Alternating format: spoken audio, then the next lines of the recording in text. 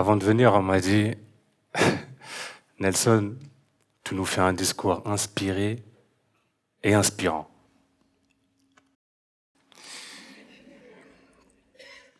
J'ai dit, commence pas à me mettre la pression, s'il te plaît. C'est quoi un discours inspirant? Moi, je sais pas ce que c'est, moi. Précise un discours inspirant. Tu veux que je fasse un truc à la Martin Luther King, genre, ou tu veux que je rentre en slow motion sur la musique des Game of Thrones, je sais pas, je sais rien, un truc inspirant. Il m'a dit, non, non, juste tu fais un discours et pas un truc qui inspire les gens, quoi. Tu sais faire, toi? Non. La vérité, je sais pas. Je sais pas parce que les discours, moi, ils m'inspirent pas. Ça m'a jamais inspiré un discours. Peut-être que vous avez l'impression que les discours, ça vous inspire, mais moi, ce qui m'inspire, c'est les gens, en fait. C'est ce qu'ils sont, c'est ce qu'ils dégagent, c'est ce qu'ils représentent, c'est ce qu'ils font, mais c'est pas ce qu'ils racontent. Franchement. Tu prends le discours de Martin Luther King, tu le mets dans la bouche de Trump. I have a dream. Je suis pas sûr que ça sonne pareil. Ça va pas t'inspirer de la même manière.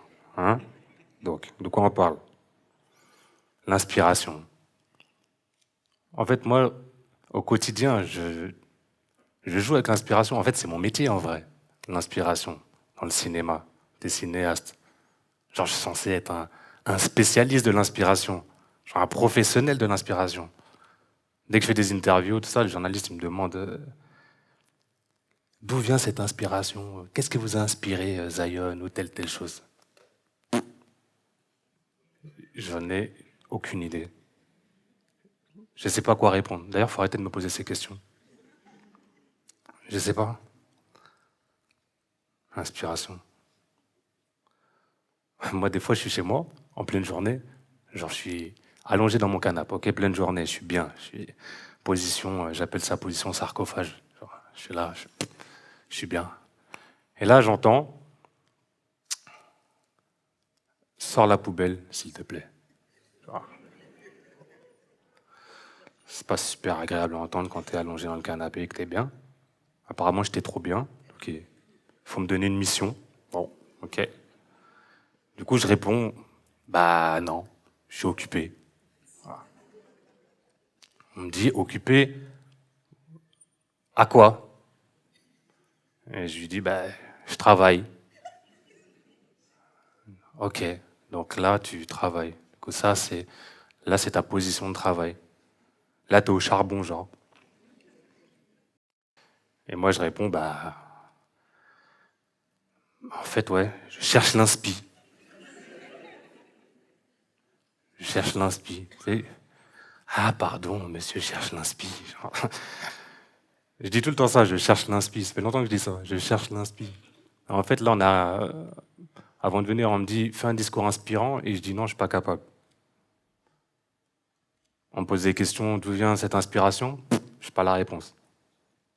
Et je passe mes journées à dire que je cherche l'inspi. En fait, je cherche quoi? Je sais même pas ce que je cherche, en réalité. C'est quoi l'inspiration? Du coup, je me suis posé la question. J'ai tapé, définition, inspiration. Je vais vous donner la première définition sur laquelle je suis tombé. C'est là que je vous donne. Incitation, impulsion, d'origine divine ou surnaturelle. Voilà ce que je fais quand je suis allongé dans mon canapé. Des choses d'origine divine ou surnaturelle.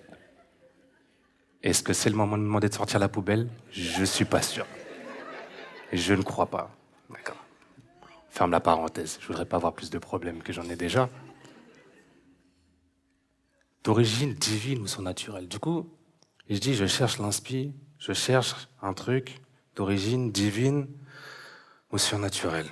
Comment tu cherches quelque chose d'origine divine ou surnaturelle? C'est divin, c'est d'origine divine ou surnaturelle. Donc en fait, c'est à la limite peut-être ça descend, mais toi comment tu vas chercher? Et encore, et à la limite tu cherches. Mais comment tu trouves? Force est de constater, dans la douleur, l'ego blessé, qu'elle a raison. En vrai, je fous rien. Je peux pas chercher un truc, déjà, je sais pas ce que c'est, en plus c'est d'origine divine ou surnaturelle, je cherche pas. Je fais rien. À la limite, j'attends. Si je veux trouver un truc, j'attends que ça vienne. En fait, je crée des conditions, voilà. Je crée les conditions pour pouvoir faire venir l'inspiration. Voilà, c'est ça que je fais quand je suis allongé dans mon canapé. Bon, après, je suis pas allongé dans mon canapé toute la journée non plus, tous les jours. Je veux dire, le gros de mon travail consiste pas non plus à être allongé dans un canapé. Je vois arriver, je vois venir, je fais plein de choses, hein, plein d'autres choses. Je sors les poubelles aussi. Le mardi et le jeudi, jour des sorties de poubelles. Mardi, c'est le tri sélectif et jeudi, c'est le tout venant. Je suis devenu plus spécialiste des sorties de poubelles que de l'inspiration, en vrai. Bon. En fait, après, je me pose la question, je me dis, ok, je cherche un truc, je sais pas ce que c'est. Finalement, c'est d'origine divine ou surnaturelle, du coup, c'est impalpable. En fait, ça ne m'en dit pas plus que ça sur l'inspiration. Quand est-ce que c'est la première fois dans ma vie où j'ai eu l'inspiration, où j'étais frappé par l'inspiration? Il y a bien un jour où, genre, je sais pas, l'inspiration, elle est arrivée, ça m'a frappé comme ça. Et figurez-vous que je m'en suis souvenu. J'avais 5 ans. J'avais 5 piges. J'étais chez moi. Tout le monde était chez moi, toute la famille. J'étais avec mes parents et j'avais des oncles, des tantes et tout. On était tous là, réunis, pour assister à la grande finale du 100 mètres. Parce que chez nous, l'athlétisme, c'était une institution, tu vois. Donc tout le monde était là, autour de la télé. Et moi, j'ai 5 ans. Et quand on a 5 ans, tu sais, on est sensible aux énergies, on ressent beaucoup. C'est pour ça qu'il faut faire attention avec les enfants. En fait, c'est des éponges. Moi, je suis là, je suis très perméable à tout ce qui se passe autour de moi et je sens une énergie, une tension qui est en train de monter, un truc incroyable dans la pièce dans laquelle je suis. Okay, je regarde la télé, je sens cette tension-là dans la télé. Je vois le stade, j'entends les commentateurs et je vois ces gars qui sont là, épaule contre épaule, beaux gosses, archi beaux gosses, bien taillés, tout ça, fermés, immobiles, charismatiques. Et je me dis, mais en fait, c'est eux qui génèrent toute cette énergie. Et pourtant, ils font rien. Et ils font rien. Ils sont debout, immobiles. Ils parlent pas. Ils courent pas. Ils font rien. Ils sont eux. Et ça suffit, apparemment. Parce que tout le monde est en émoi autour de moi. À vos marques, les gars, ils font 2 pas. Ils se mettent dans les blocs. Ils bougent pas. Toute la pièce dans laquelle je suis fait silence. Mes oncles, mes tantes, plus personne parle. Les 80 000 personnes du stade se taisent. Même les commentateurs, ils n'osent plus parler, genre ils chuchotent. Les gars n'ont toujours rien fait. Ils n'ont rien fait. Mais moi, je vois ça, mais j'ai 5 ans. Je trouve ça incroyable. Mais je me dis, mais moi, c'est ça que je veux faire. Moi, je veux être eux. Voilà, c'est ça que je veux faire. Je veux être eux. Comment ils font pour dégager autant d'énergie en ne rien faisant? Prêt, boum, ça part. Et là, 10 secondes de folie, d'explosion. Ça explose dans la pièce dans laquelle je suis. Ça explose dans la télé. Le commentateur, il perd sa voix. C'est un truc incroyable.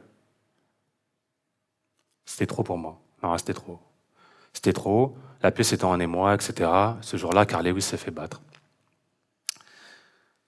Au bout d'un moment, ma mère se rend compte que j'ai disparu. Elle me cherche dans la maison. Nelson, introuvable. Elle appelle mon père cherche. Nelson, introuvable. Je rappelle, j'ai 5 ans, ça commence à devenir un peu inquiétant. Mon père sort dehors et il me retrouve dans la rue, en train de courir, faire des allers-retours comme ça. En sprintant à fond. Il me dit, Nelson, qu'est-ce que tu fais? On te cherche depuis tout à l'heure. Et je lui dis, bah, je m'entraîne pour venger Carl Lewis. Histoire véridique. Depuis ce jour, j'ai eu un rêve. Le rêve de devenir l'homme le plus rapide du monde. Un rêve qui m'a duré longtemps, longtemps. Je vous spoil la fin, bon, ça n'a pas marché. Bon, on va pas remuer le couteau dans la plaie. Il y avait une information que j'avais pas à ce moment-là. En fait, tu sais, je voulais tout le talent que j'espérais que Dieu avait versé sur mon berceau. En fait, il avait déjà tout versé sur le berceau d'un Jamaïcain 2 mois plus tôt, tu vois. Du coup, il est arrivé au-dessus de mon berceau. Il a fait c'est dommage, tu m'aurais dit ça plus tôt, franchement. Tu vois, là, il a vidé le fond de la bouteille, il a gratté, il y avait 3 cacahuètes. Bon, tant pis, on va pas remuer le couteau dans la plaie, c'est comme ça. Mais de cette inspiration est né un rêve. Moi, c'est ça que je retiens. Cette inspiration est née un rêve. J'ai quand même fait 19 ans d'athlétisme. 19 ans. C'est pas rien. Mais comment tu fais le deuil d'un rêve qui t'a tenu toute ta vie comme ça, qui t'a donné cette énergie, en fait, toute ta vie? Comment tu fais? C'est dur. 2 solutions. Soit t'acceptes, soit t'acceptes pas. Si t'acceptes pas, on te retrouve dans la rue, avec une médaille Décathlon, en train de crier « Je suis l'homme le plus rapide du monde ». Voilà, tu finis en asile, terminé. Deuxième solution, t'acceptes. Ah, t'acceptes. Bon, j'ai accepté. J'ai accepté de faire le deuil de ce rêve. Mais il y a une chose que j'ai pas acceptée, par contre. J'ai pas accepté de ne plus avoir de rêve. Du coup, il a fallu s'en reconstruire un. Comment tu reconstruis un rêve? Comment on fait? Tu t'allonges dans un canapé, position sarcophage. En fait, bah, tu vas chercher, comme la première fois en fait, l'inspiration finalement, puisque c'est ça qui m'a donné mon premier rêve. Quand je dis allonger dans un canapé, vous faites comme vous voulez. Vous pouvez faire du sport, moi ça marche beaucoup.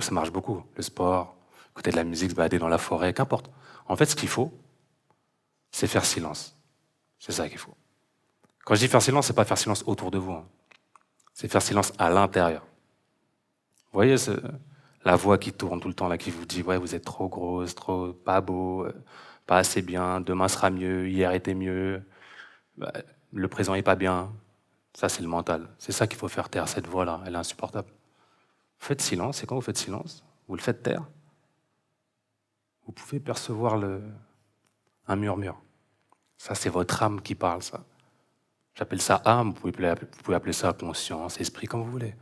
Mais l'âme, elle est connectée au divin et au surnaturel.